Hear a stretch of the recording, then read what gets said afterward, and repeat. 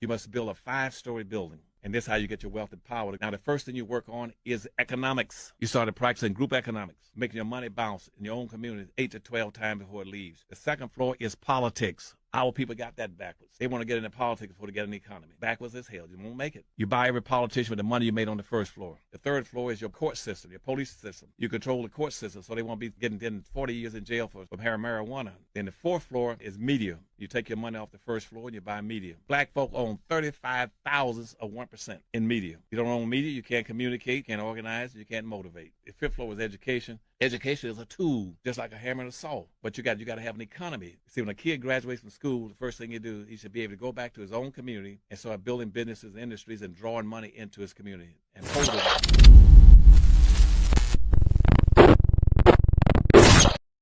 Thank you for tapping in. This is your man, HRap B. Williams. Once again, this is A Few Minutes with HRap, presented by the End of the Bench Media. Thank you again.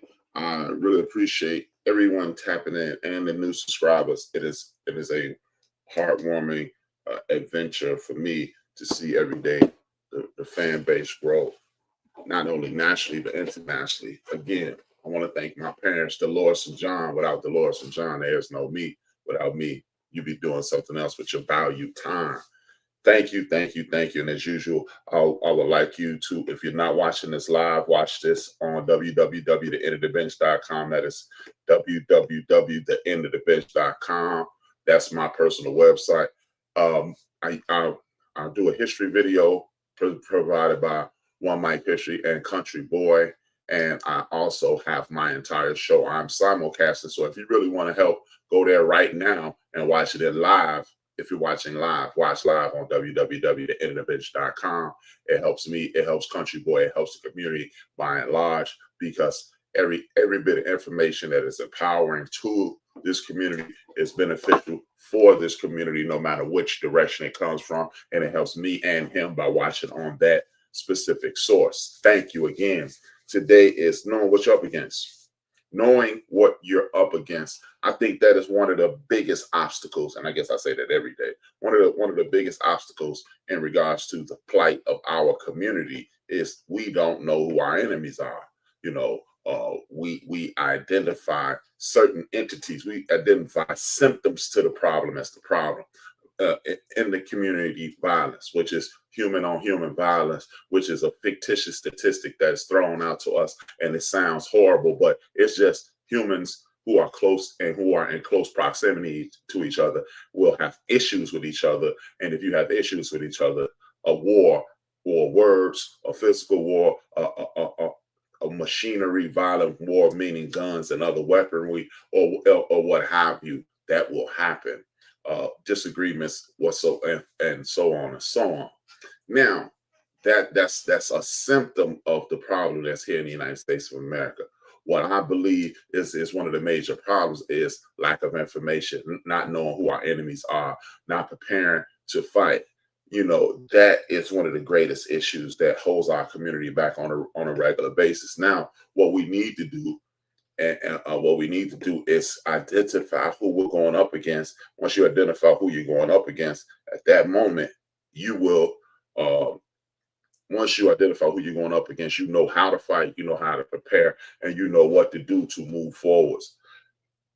What I'm going to do, usually I talk and then I show the Black History video. What I'm going to do today, I want you to hear this first, and then you'll understand where I'm coming from in regards to the show today. Knowing your enemy, like it says on the thumbnail, 4 things that I need to know. You need to know your enemy. You need to prepare. You need to identify what they're trying to do. Prepare yourself, and then you move forward with the solution to the problem. I attempt to offer solutions to the problem instead of just on here ranting. Yeah, as my grandparents used to say, pissing and moaning all the time. What I want us to do is identify how we can come together. Even if you just reach out to me on social media, and we have a small dialogue in that fashion.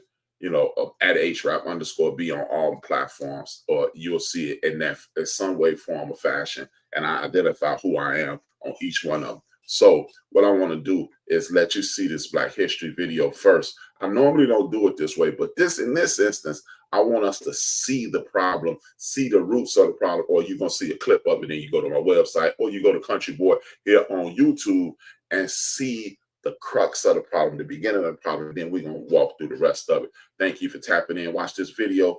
I will be back shortly because it's important that we know how this whole problem starts. We don't want to deal with the symptoms. We want to deal with the root cause of the problem, and then we can fix the problem.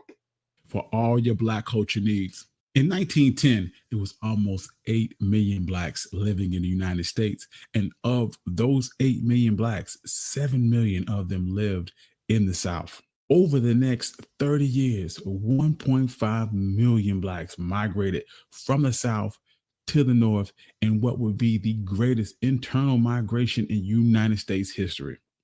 They left to locate better jobs and housing and increase educational opportunities. The corrosive Jim Crow laws of the South made the choice easy to move north in an attempt to claim the American dream. The first Black migrants made their way north in 1910. They primarily headed to cities in the Northeast. They settled in major industrial areas like Chicago, Detroit, Cleveland, St. Louis, New York, and Philadelphia. During the time period of the Black exodus from the South, from 1910 to 1930, the African-American population in Detroit grew from just 6,000 to over 120,000. And New York tripled from 100,000 to 328,000 African-Americans. African-Americans were not the only ones to migrate in mass. A great stream of Europeans also immigrated to the United States. From 1870 to 1925, 25 million European immigrants settled in the United States. This was only started to wane during the start of World War I. This was due to a large number of European men entering the military and the wave of anti-immigrant sentiment that started here in the United States. This led to Congress passing laws to further reduce the flow of immigrants in this country. The war effort during World War I led to increased demand for industrial products made in the North, but they were without the European immigrants that they had been using. So this left many industries without an adequate supply of unskilled laborers. This led the manufacturers to replenish their workforce with Southern Blacks. Northern companies offered well-paying jobs, free transportation, low-cost housing as inducements to Blacks moving north. The labor agents would receive a fee for every recruit they provided the company, and some labor agents would just stand on street corners in the South and sell the idea of a better life to an eager, captive audience. And while most of the jobs in the North were unskilled positions, they paid laborers more than they could ever receive in the South. In the North during World War I, the average pay was $3 to $4 a day, while in the South, most sharecroppers only averaged 75 cents to $1 a day. One of the most interesting aspects of the Great Migration is that it was pretty much a leaderless movement. Individual Blacks weighed the possibilities of settling in the North versus their prospect of staying in the South long term. See, that, and I'm gonna leave it right there. You can go to www.theintervention.com, or you go to Country Boy, and the name of the video is The Great Migration. I really want you to go watch on either platform. I prefer you go to my platform. He's gonna get credit on his platform if you go to my platform. This migration thing was a plot from the very beginning, and this is why I always tell people, stop listening. First and foremost, let's stop highlighting the mistakes that are made. What I mean by the mistakes, let's not major in the minors. Some things are just because we are human beings. Human beings on this planet have been fighting and having wars and having disagreements and things of that nature since the beginning of time. It is what people do.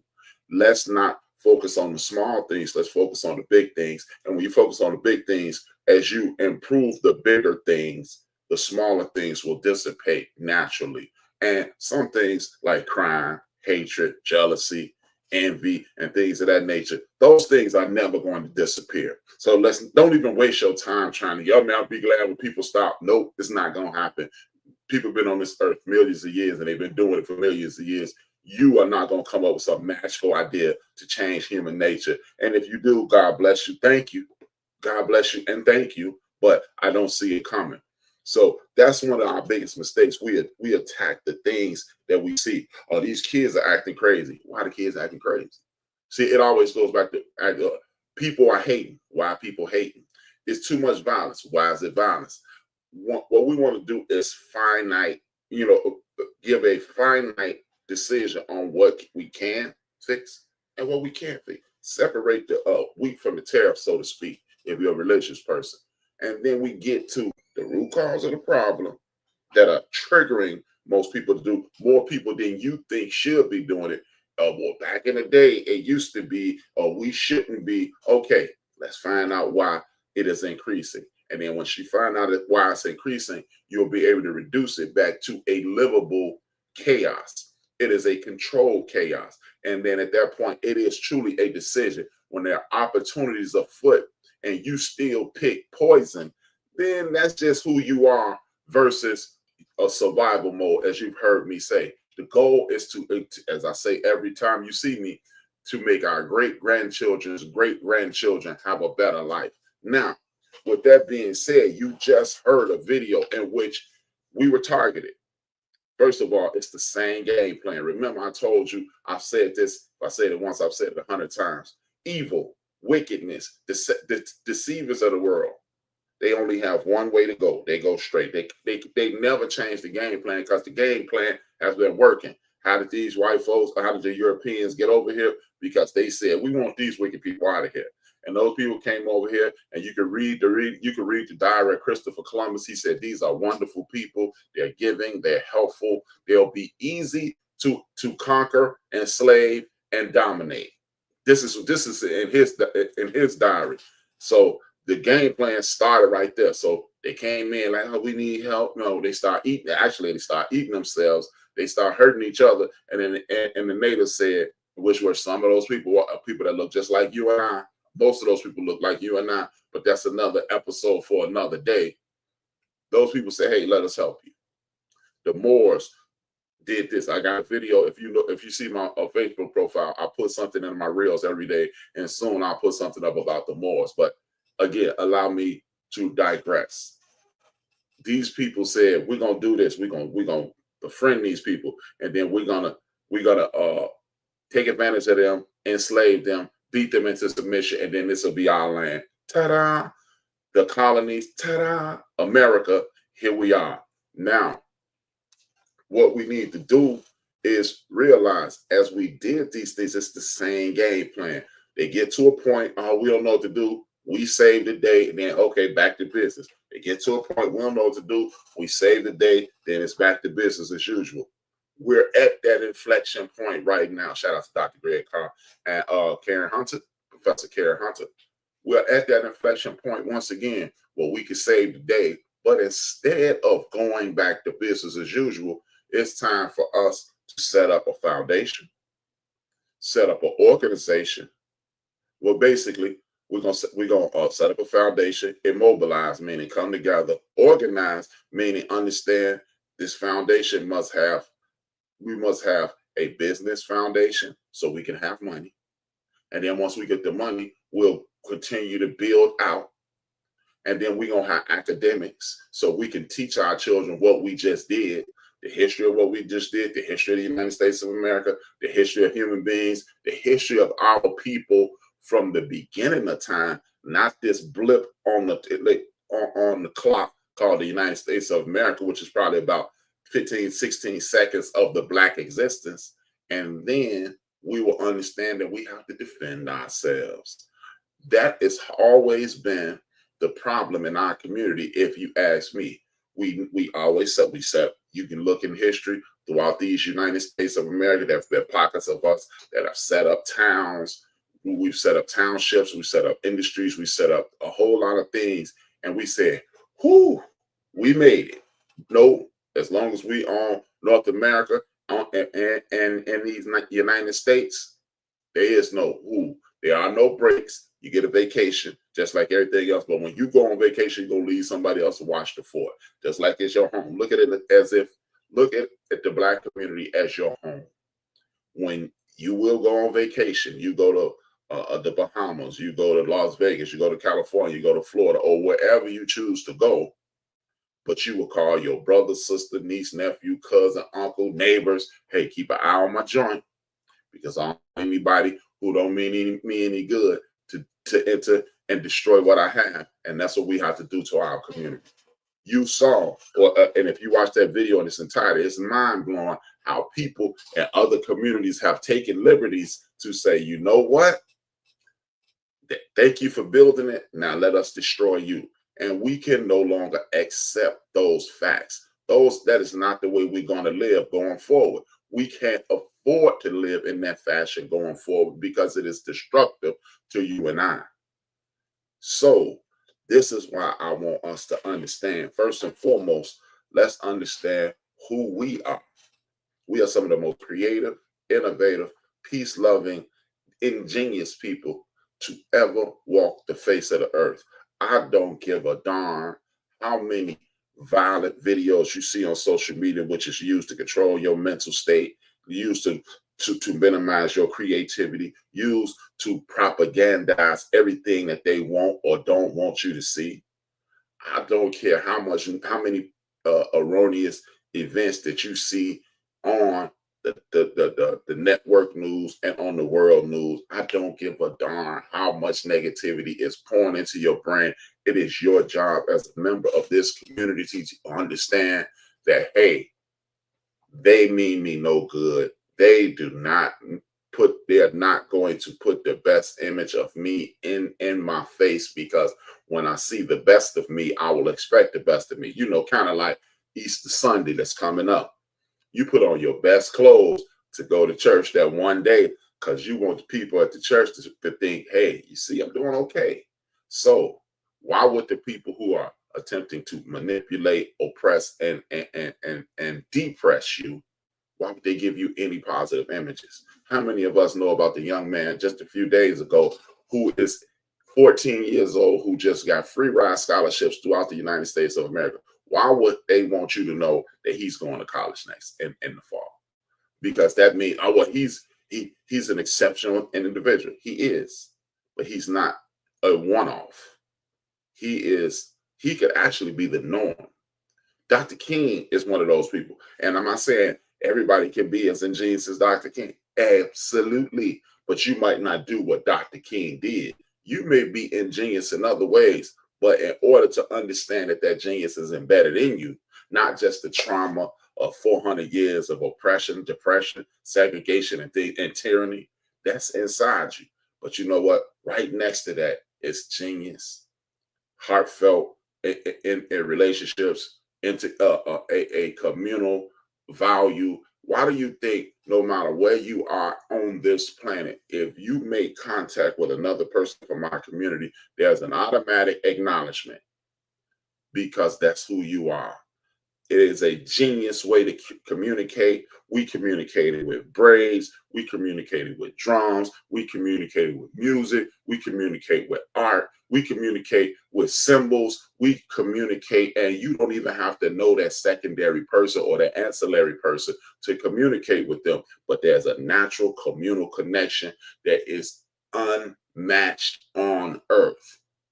And that same thing comes with creativity. That same thing comes with everything that's positive in your life. Like I've said on this program several times before, it's not just the negativity that translates through your bloodstream epigenetically. You are the sum total of every great thing that has ever been accomplished in your lineage. So if your grandparents and great-grandparents and 15-time grandparents were kings, queens, architects, mathematicians, scientists, midwives, and whatever positive, those things are inside of you. And if those things are inside of you, it's up to you to pull them out, because your oppressor, your colonizer, is not going to do that. Therefore, you must learn the past in order to understand why you're here. and to navigate the future. Because if your enemy is coming at you in the same way, shape, form, or fashion, then that means he's not going to change his game plan. And he really doesn't have the capabilities of changing his game plan, because your enemy learned everything he knows from you. But just because I taught you everything you know, don't mean you know everything I know. And that's what we have to understand. We must understand that no matter what the attempts are to destroy us, we have the capabilities, and we have displayed on a regular basis the ability to bounce back from it and become greater. And that's what frustrates these people to no end. The people who are attempting to destroy you, they are frustrated to no end. Showed a video yesterday. I showed a video yesterday about how the angry mob was mad at the Republican Party. This opens a wonderful crack in their dam. See, if they're fighting against themselves, all we have to do is join, for once, join their fight. And we're not joining that fight because we believe in that fight. We're joining that fight like they used to join ours. Remember, mid-50s to the end of the 60s, up until today, what they call the mid-50s to 1969, the civil rights era.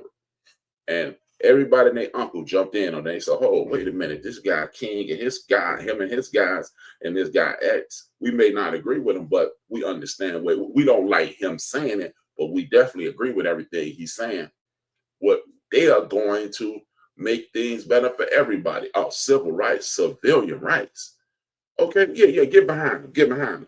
And then the 1964 Voter Rights Act, the 1965 Civil Rights Act, it freed Jewish people, women, it freed Latino people, it freed the Irish, the Italian. See, they don't tell you about how everybody jumped on that boat behind Dr. King, and people like Bernie Sanders to this very day sits back and he hangs his hat on.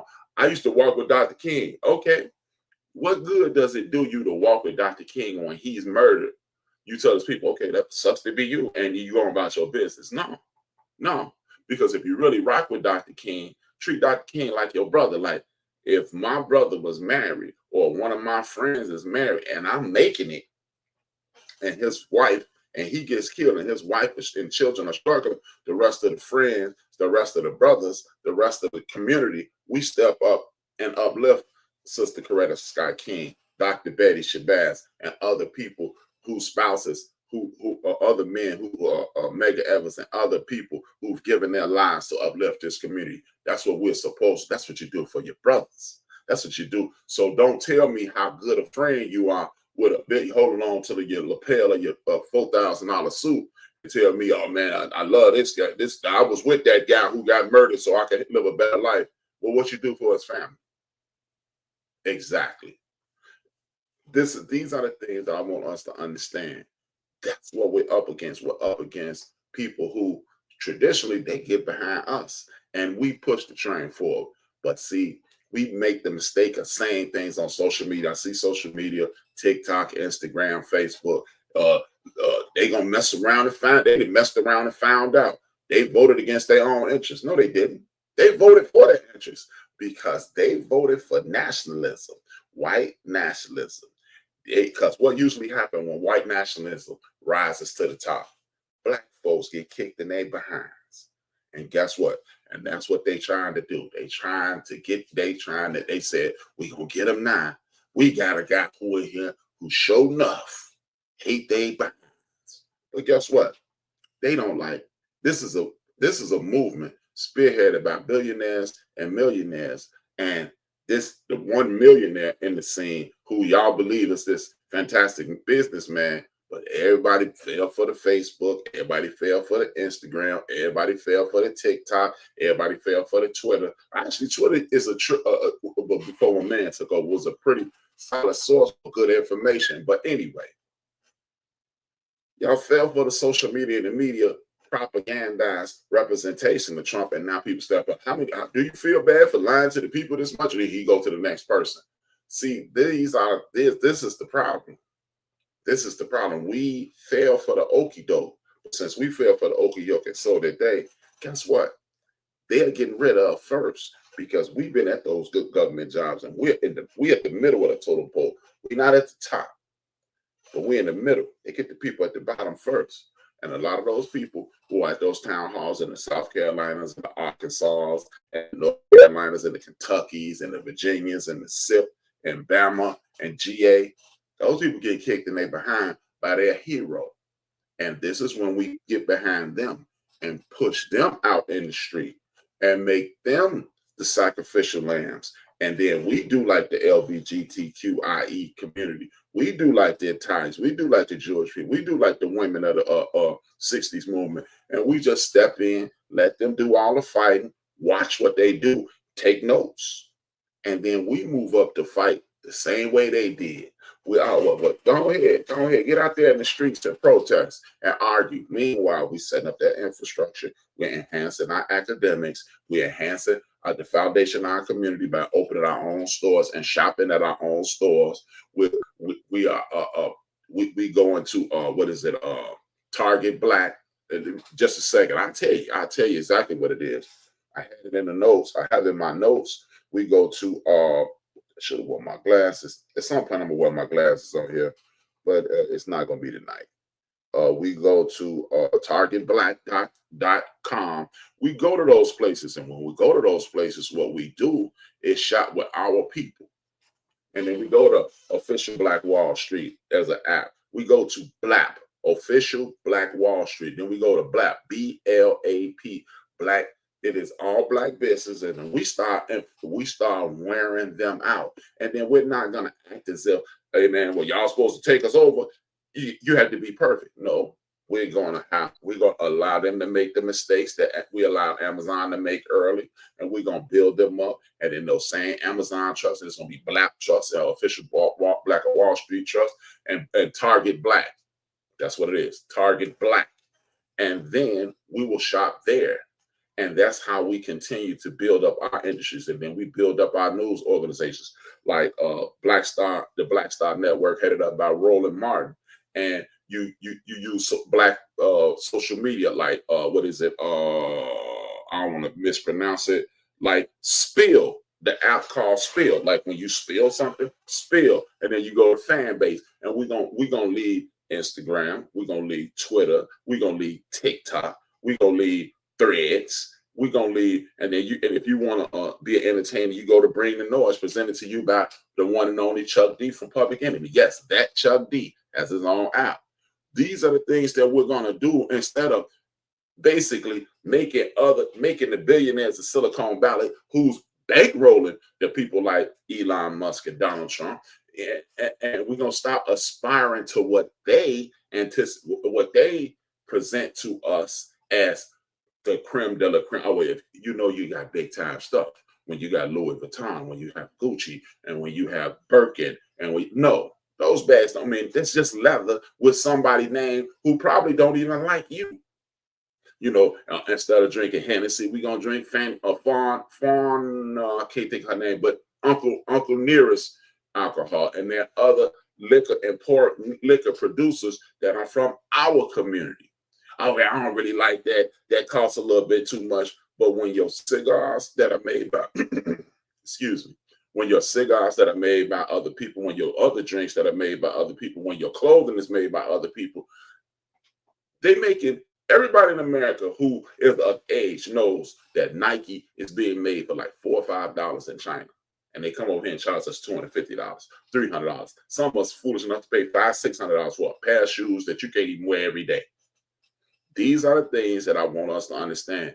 If we just invert those things, and they're not going to happen in 2026. This is not going to happen in 2027. It's not going to happen in 2028. But it can definitely happen a little bit by little bit. Just like this is what's the beauty in living and visiting and having people in the South. Because Southern people, this is the beauty of them. They understand how to cultivate.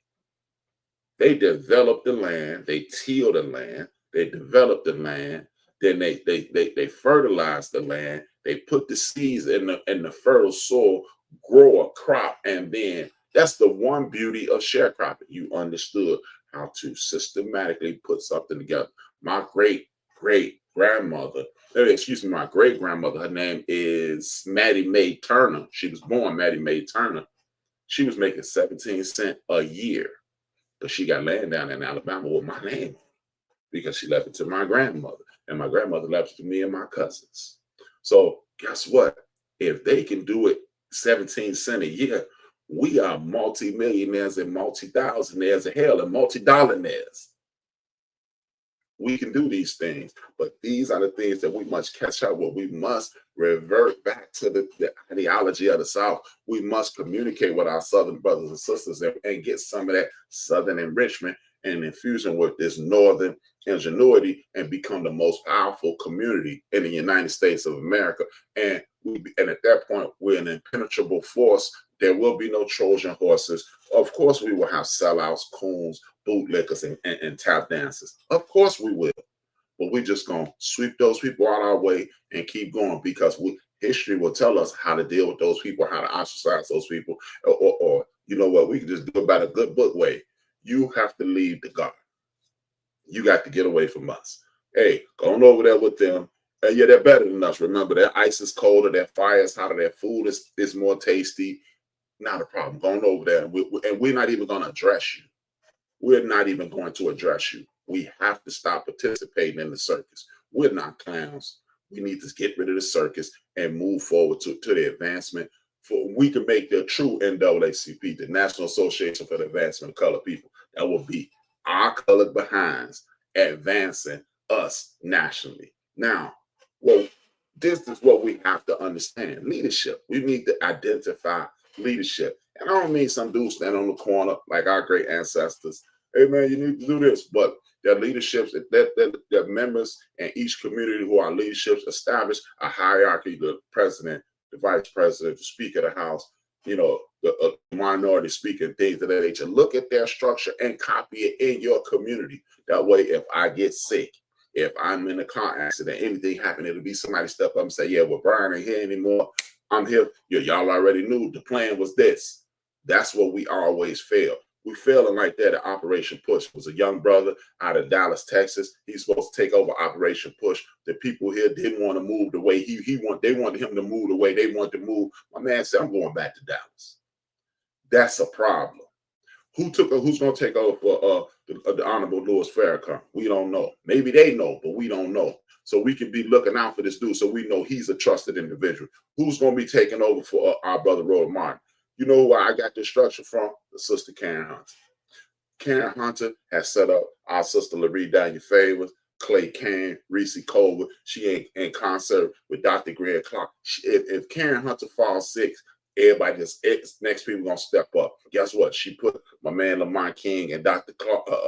Carr and the great Black Eagle spot. I can't think his name right now. Joe Madison, the Black Eagle. They doing the Black Eagles job. Ain't nobody can do the Black Eagles job. They just stepped into his place. And guess what? We need to keep doing that. Like, for example, Chuck Schumer has pissed off everybody. We don't need to worry about that for now. But what we need to be doing is working on a replacement of Chuck Schumer and understand what the argument is. We can know, like I said yesterday, ain't no more I don't know politics. Because if you breathe, then you like politics because you need the EPA.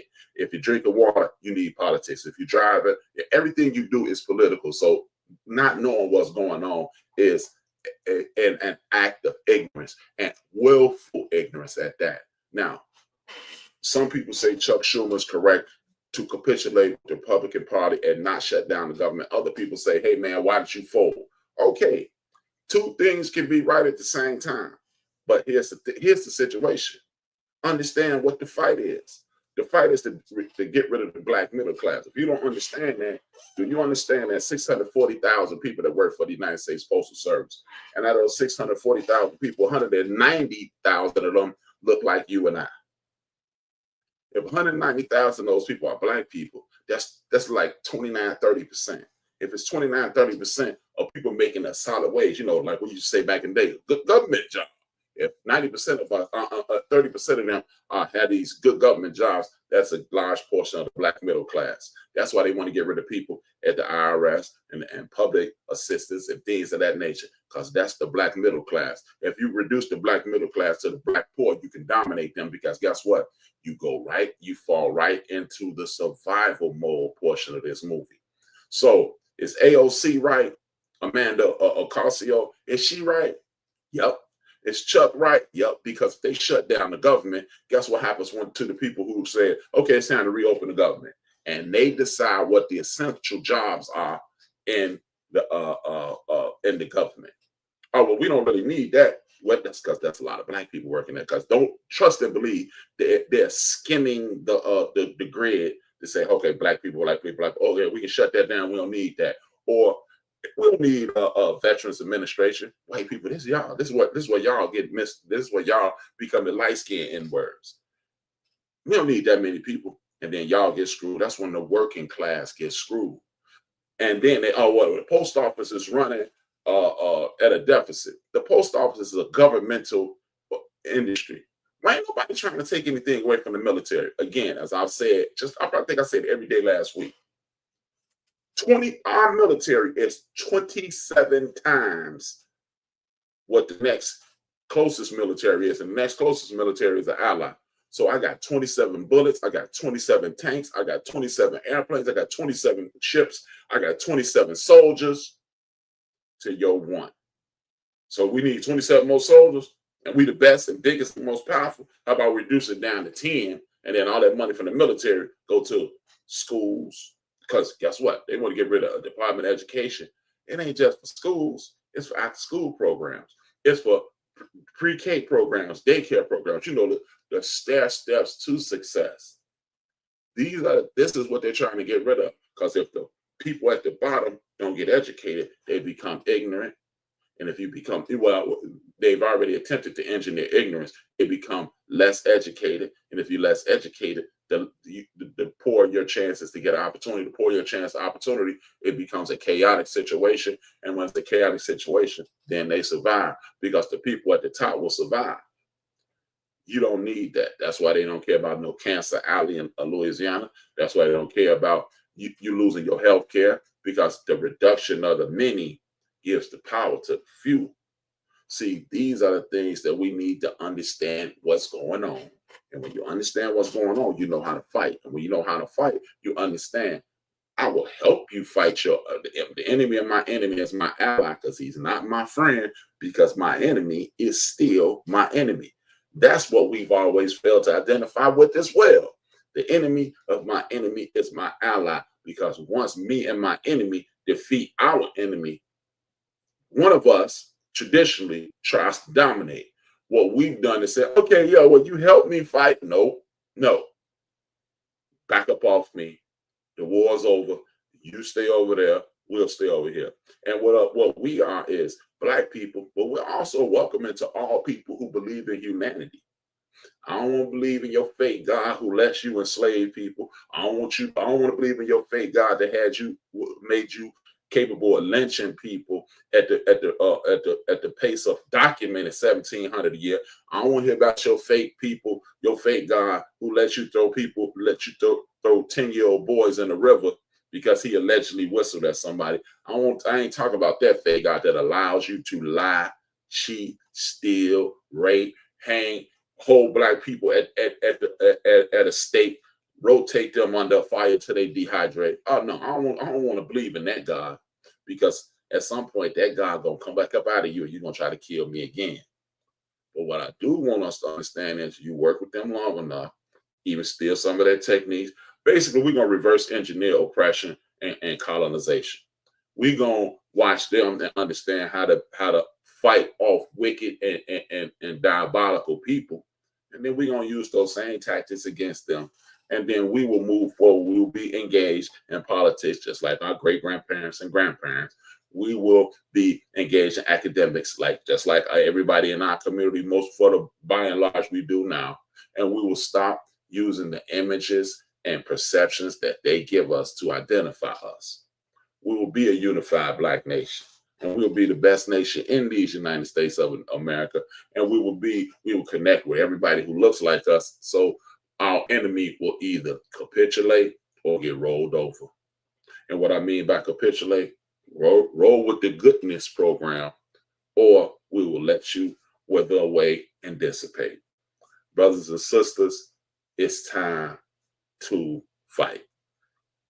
And fighting is not always bloodshed.